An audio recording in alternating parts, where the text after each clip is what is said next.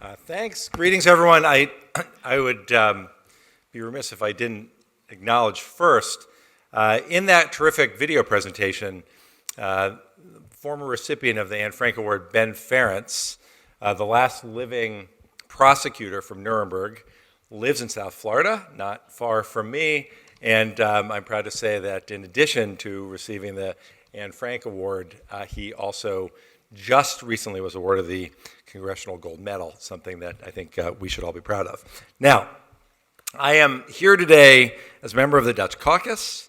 I'm here virtually. We're with my virtual friends. They're real friends, but they appeared virtually. Congressman Huizenga and Congressman Kilmer. And I am proud to represent a vibrant group in Congress that advocates for a strong, robust relationship between the U.S. and the Netherlands and embraces our nation's shared values. Those shared values, including freedom and justice, entrepreneurship, they're what we've come together to celebrate today. The Holland on the Hill Heineken Award honors a company that's made a substantial and positive contribution to the U.S.-Dutch economic relationship and combines entrepreneurial drive with a transatlantic focus. And it is no surprise then that Merck and its executive vice president and president of Merck Animal Health, Rick DeLuca, fit the bill. And while I am really glad that we're all here together today in person, there is no doubt that we're still reeling from the impact of COVID-19. Merck has been at the forefront of medicine for more than 130 years, delivering innovative health solutions that help to prevent, treat disease in people and animals. And when pandemic hit, Merck stepped up to the plate, reinforcing vaccine supply chains, investing in new technology, cutting-edge treatments, and working hand in hand with the Netherlands and the United States to support global access to COVID antivirals. It is easy to understand how Merck and Mr. DeLuca truly embraced the spirit of Freddy Heineken, who we remember today with the Heineken Award. I know we do remember Freddy Heineken with the absence of any Heineken beer, but that's for another conversation. I want to highlight one thing about Merck and in particular Merck Animal Health.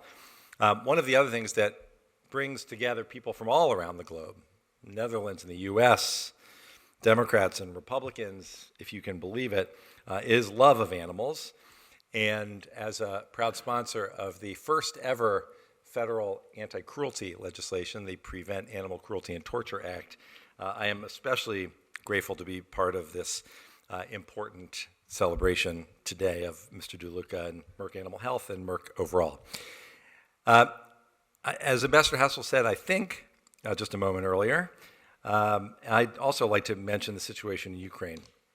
When we speak about coming together today, as we are, and talking about shared values that the Netherlands and the United States have, we all know that these are values that are threatened right now, even as we speak, by authoritarian regimes and must be protected at all costs.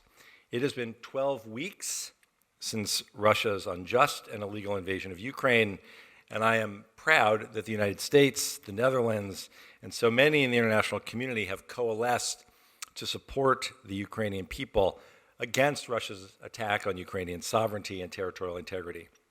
It is with the brave Ukrainian people in mind that I think all of us who celebrate freedom stand together today to highlight these values and to remember why they're so important. So I would like to thank Ambassador Haspels for hosting today's event, for being a steady and constant ally and advocate for the U.S.-Dutch relationship.